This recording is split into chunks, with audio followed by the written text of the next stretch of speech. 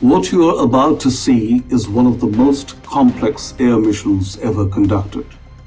According to the US Pentagon, this is how they struck Iran's most secret nuclear sites, without the world even noticing.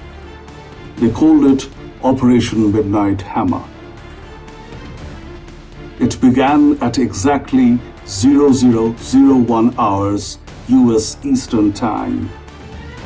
A squadron of B-12 stealth bombers quietly lifted off from Whiteman Air Force Base in Missouri. These aircraft don't show up on civilian radars. Their destination?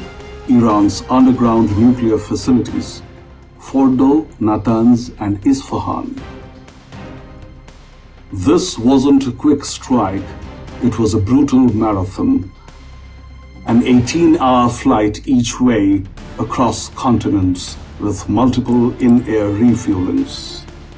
But the most audacious part? The deception.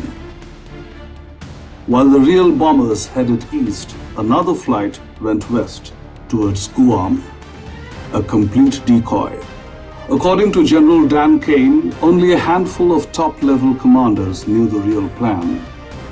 Meanwhile, in the White House Situation Room, President Donald Trump, Vice President J.D. Vance, and Secretary of State Marco Rubio were watching the strike unfold live. By 5 p.m. US Eastern Time, the bombers were over Europe, joined by support aircraft. Their job was to scan for threats, Iranian fighter jets, missile systems, anything. But Iran did not respond.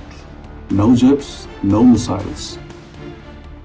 At 6 p.m. EDT, 7 B-2 bombers and their fighter escort entered Iranian airspace.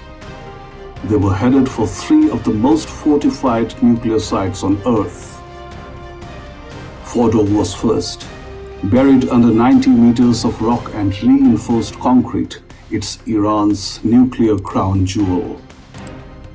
At 6:40 p.m. Eastern Time, the lead bomber released 2 GBU-57 bunker buster bombs. Each of these can punch through 60 feet of concrete or 200 feet of earth.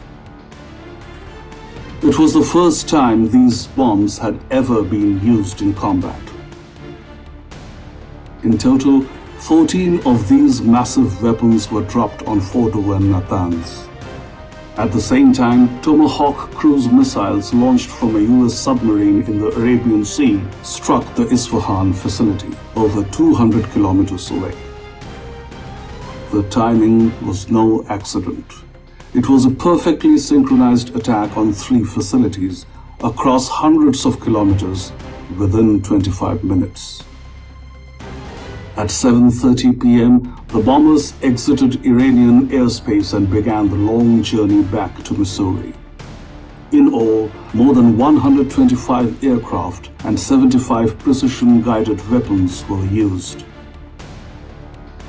The Pentagon is calling it a total success, a clear warning, a powerful show of force. But the full extent of the damage? Still unclear.